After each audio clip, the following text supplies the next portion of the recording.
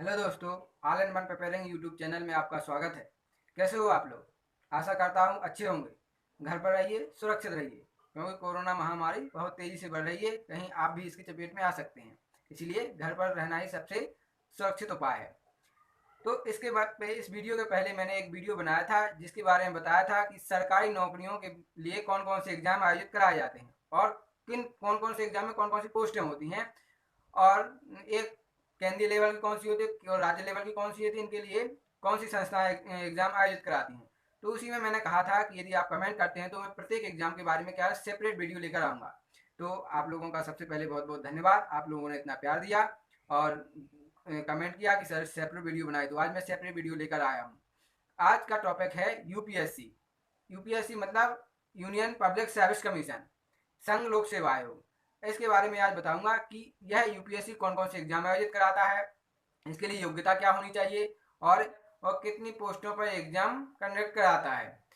तो चलिए हम वीडियो को शुरू करते हैं। इसके पहले यदि आपको यह वीडियो अच्छा लगता है तो इसको शेयर कीजिए, लाइक कीजिए एवं सब्सक्राइब कीजिए, ताकि आने वाले वीडियो में जो सेपरेट वीडियो आने वाले हैं प्रत्येक एग्जाम के आपको नोटिफिकेशन मिल सके। तो लाल लाल बटन पर क्लिक कीजिए और सब्सक्राइब कीजिए, अपने दोस्तों में शेयर कीजिए ताकि आपके दोस्तों को भी इसके बारे में क्या मिल सके, जानकारी मिल सके। हाँ, तो इसमें सबसे पहले जो एग्ज़ाम आता है वो होता है कौन सा? यूपीएससी एनडीए फर्स्ट है। यहाँ UPSC union public service commission और एनडीए का मतलब क्या है? एनडीए का मतलब यहाँ है नेशनल डिफेंस एकेडमी। फर्स्ट का मतलब है यहाँ कि जो जो एनडीए का एग्ज़ाम होता है वो एक साल में कितनी बार होता है? 2 बार होता है, मतलब 6-6 महीने के अंतराल में ये एग्ज़ाम आयोजित किया जाता है।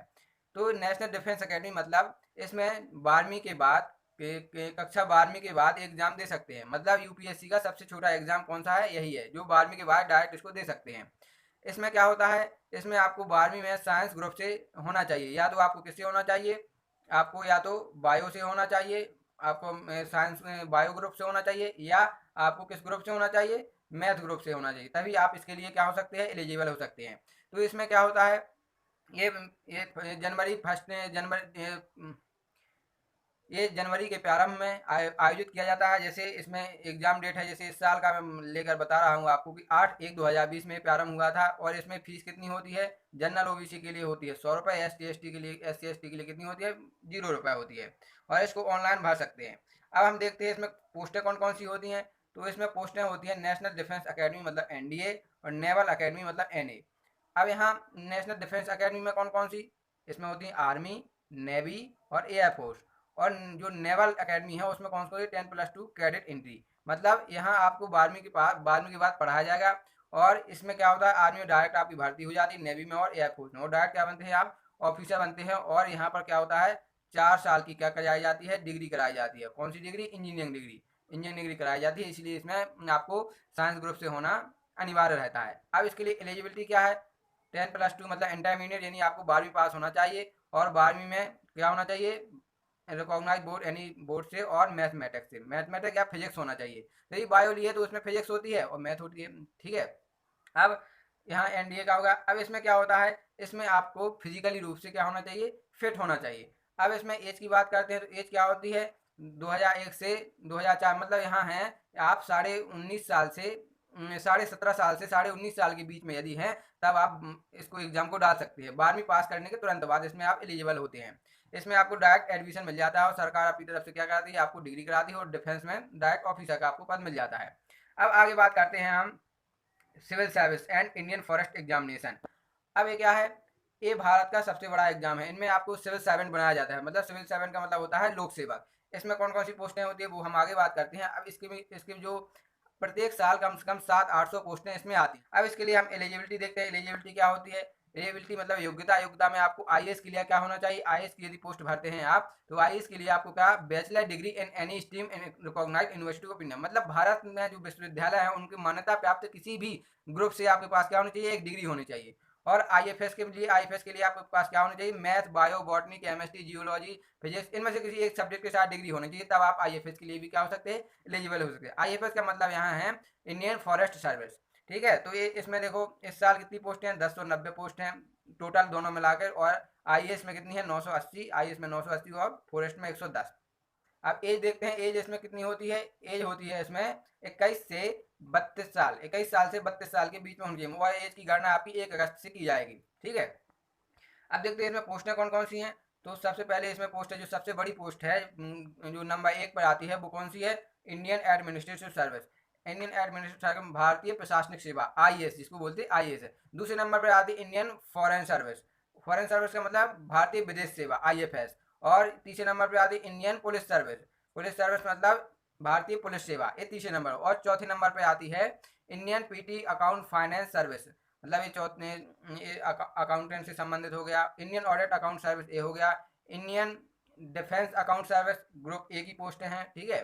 फिर Indian revenue service, Indian postal service, Indian civil account service, ठीक है।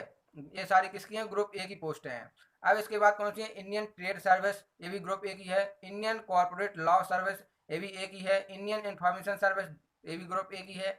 और Indian defence service account group A की है। इंडियन रेवेन्यू सर्विस, एक रेवेन्यू सर्विस ए है और एक रेवेन्यू सर्विस कौन सी है, एक रेवेन्यू सर्विस आपकी कौन सी है, इंडियन रेवेन्यू सर्विस ए है, ए भी है, ग्रुप ए की है। और ए भी कौन सी है, इंडियन रेवेन्यू सर्विस, दोनों है। ये कौन सी, आईटी ग्रुप के लिए, मतलब यदि इंफॉर्मेशन टेक्नोलॉजी के लिए, ठीक है। और एक है इंडियन इंडियन रेलवे सर्विस, ठीक है। और इंडियन रेलवे पर्सनल सर्विस एक ये है। Indian defence service, assistant security commissioner in railway, Indian ordnance service, factory service, Indian revenue service, exercise जो कर होता है उसके लिए Indian air force headquarter civil service. इसमें डायरेक्ट क्या होते हैं, आप ए और बी ग्रुप के क्या बनते हैं, ऑफिसर्स बनते हैं। और इसमें डायरेक्ट पोस्टिंग की जाती है, ठीक है। अब इसके, ये भारत का सबसे बड़ा एग्जाम है, इसी में सबसे ज़्यादा सर्विसेज होते हैं। आप इसमें किसी स्पेशल डिग्री नहीं होनी चाहिए, मतलब आप डिग्री धारी हैं कि मतलब आपके पास स्नातक है, तो आप इसके सभी एग्जाम के लिए क्या है, एलिजिबल है, सभी पोस्टों के लिए आप योग्य हैं।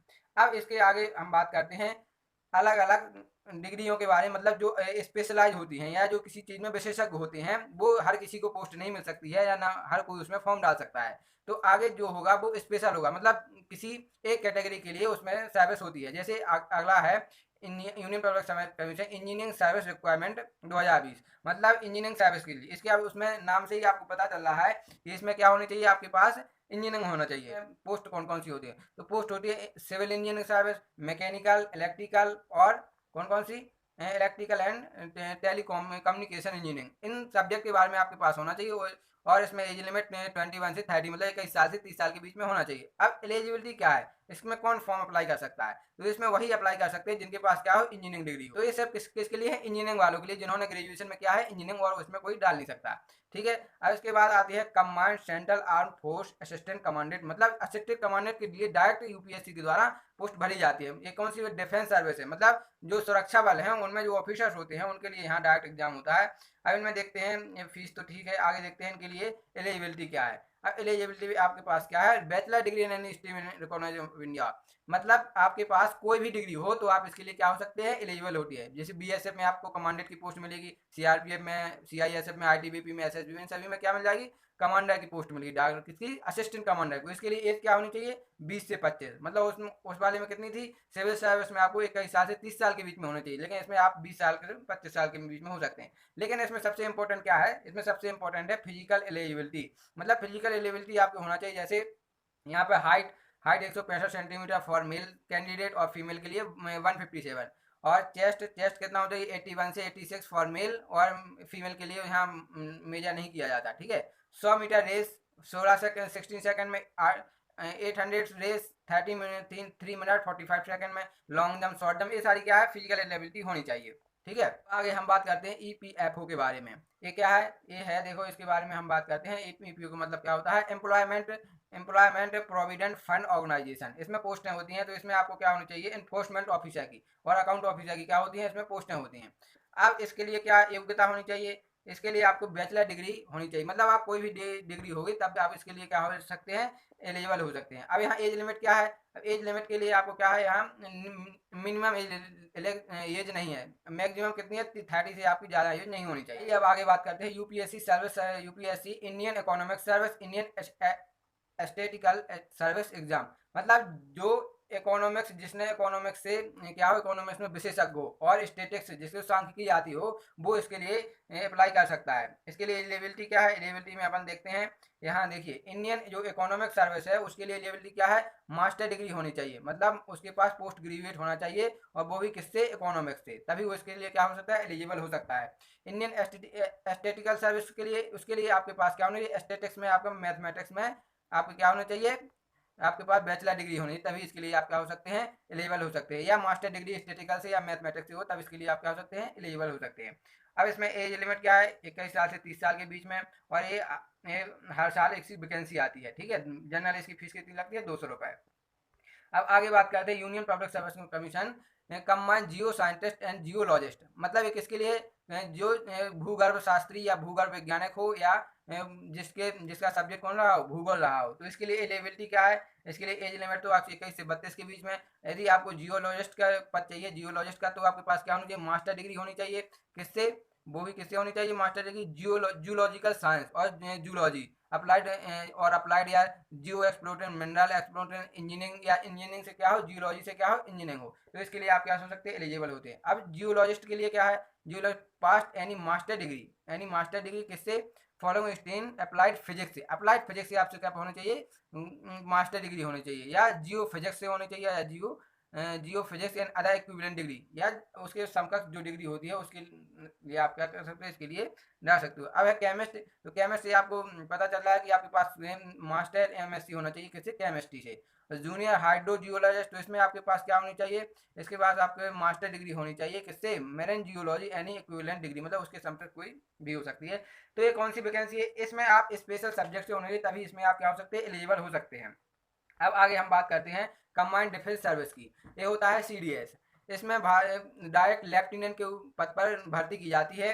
तो यहाँ जो सेकंड का मतलब है, यहाँ जो सेकंड लिखा है, इसका मतलब है एक साल में 2 बार आयोजित की जाती है, 6-6 माह के अंतराल में। इसके लिए आपको योग्यता आपके पास ग्रेजुएशन होना चाहिए, मतलब स्नातक परीक्षा आप उत्तीर्ण होना चाहिए, वो भी किससे, साइंस स्ट्रीम से, मतलब सॉरी साइंस स्ट्रीम से नहीं, किसी भी सब्जेक्ट से, उसमें आगे मैं बताता हूँ कौन कौन सब्जेक्ट के लिए क्या क्या है। तो एलिजिबिलिटी क्या है इसके लिए, एज लिमिट देखते हैं पहले, तो 20 से 24, यदि आपकी एज 20 से 24 के बीच में है, तब आप इसके लिए एलिजिबल हैं। अब ग्रेजुएशन किससे होना चाहिए, बैचलर डिग्री, यदि आपके पास कोई भी डिग्री है, मतलब इसमें उसने क्या कैटेगरीज नहीं किया है, यदि आपके पास कोई भी डिग्री है, तब आप किसके लिए एलिजिबल, आईएमए और ओटीए में। आईएमए का यहाँ मतलब इंडियन मिलिट्री अकेडमी, ओटीए का मतलब है ऑफिसर ट्रेनिंग अकेडमी, मतलब इनके लिए आप क्या हो सकते हैं, डायरेक्ट आपकी मिलिट्री में लेफ्टिनेंट के पद पर, और ओटीए में और ट्रेनिंग के लेफ्टिनेंट के पद पर आपकी क्या हो सकती है, चयन हो सकता है, ठीक है। और नेवल अकेडमी और नेवल अकेडमी और एयरफोर्स के लिए, एयरफोर्स के लिए उनके लिए अलग अलग, जैसे अब नेवल अकेडमी के लिए स्पेशल है कि उसके इंजीनियर होना चाहिए। नेवल अकेडमी मतलब नेवी होती है, या जल सेना बोल सकते हैं, उसके लिए। एयरफोर्स के लिए क्या होनी, बैचलर डिग्री विद फिजिक्स और मैथ के साथ, यदि आप मैथ को फिजिक्स के साथ आपने डिग्री की है, यानी बीएससी की है, तब आप इसके लिए किसके एयरफोर्स के लिए एलिजिबल हो सकते हैं। अब देखिए यहाँ ये फिक्स है हर साल के लिए कि इंडियन मिलिट्री में हमेशा 100 पोस्ट आती हैं, और नेवल अकेडमी में 45, एयरफोर्स में 32, और अकेडमी में 204 रहती है। थोड़ी बहुत इसमें चेंज भी हो सकता है, लेकिन लगभग लगभग इतनी ही पोस्टें हर साल आती हैं। तो इसमें आपके पास इसके भी यूपीएससी एग्जाम लेता है, इसका एग्जाम पैटर्न होता है, पहले इसका प्री होता है, फिर इंटरव्यू होता है, फिर मेडिकल होता है। और इसमें आपको एक मतलब 3 पेपर होते हैं प्री में, एक जीएस का होता है, एक मैथ का होता है, इंग्लिश का होता है। डिटेल में जानकारी के लिए आप क्या करिए, सरकारी रिजल्ट.com पर विजिट कर सकते हैं, वहाँ पर यहाँ इसकी पूरी जानकारी मिल जाएगी। मैंने तो आपको पोस्ट के बारे में बताया कि एग्जाम कौन कौन सा होता है, ठीक है। अब है अगला कौन सा है, कम्बाइंड मेडिकल सर्विस, मतलब जो भारत में मेडिकल ऑफिसर सबसे बड़े जो होते हैं, उसके लिए यहाँ डायरेक्ट भर्ती की जाती है। तो यहाँ इसके लिए एलिजिबिलिटी क्या है, मतलब एमबीबीएस उसके पास होना चाहिए, और उसकी एज कितनी होना चाहिए, एज 32 साल से ज़्यादा नहीं होनी चाहिए, मतलब उसकी कम कितनी हो सकती है, 32 साल से ज़्यादा नहीं होनी। जब जो एमबीबीएस करेगा तो 21 साल से तो वैसे ही वो ज़्यादा हो जाएगा, ठीक है।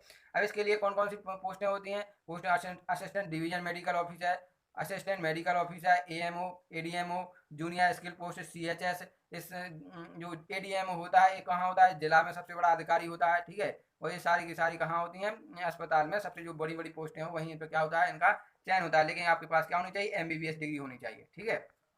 तो ये सारे एग्जाम होगा जो यूपीएससी कंडक्ट कराता है। ये मैंने अपने यूपीएससी के मेन एग्जाम के बारे में बता दिया। अब इसके बाद कुछ एक दो एग्जाम और छोटे मोटे लेते हैं जो स्पेशलाइज होती हैं। सबसे ज़्यादा वैकेंसी जो सबसे ज़्यादा पोस्टें होती हैं इसमें जो मेंशन किया गया है, जैसे जो यूपीएससी सिविल सर्विस का होता है, इसमें ये यहाँ पर इतनी पोस्टों के बारे में मैंने बताया है। लेकिन इसके अलावा भी इसमें बहुत सारी पोस्टें 50 के लगभग होती हैं, ठीक है। तो यदि आप यूपीएससी की परीक्षा देना चाहते हैं तो पहले आपके पास सीधी सी बात है क्या होनी चाहिए, ग्रेजुएशन होनी चाहिए और 21 साल पूरी होनी चाहिए। यदि आप कलेक्टर बनना चाहते हैं तब भी आपको यूपीएससी मतलब आईएएस का एग्जाम देना पड़ेगा, तब आप आईएएस बन सकते हैं, एसपी बन सकते हैं। उसी से भारत में जितने भी बड़ी बड़ी सारे एग्जाम पोस्टें होती है सभी में एग्जाम कौन किसके माध्यम से होता है, यूपीएससी के माध्यम से। तो दोस्तों आपको यह वीडियो कैसा लगा, जानकारी कैसी लगी? यदि अच्छी लगी हो तो इसको चैनल को सब्सक्राइब कीजिए, लाइक कीजिए एवं अपने दोस्तों में शेयर कीजिए।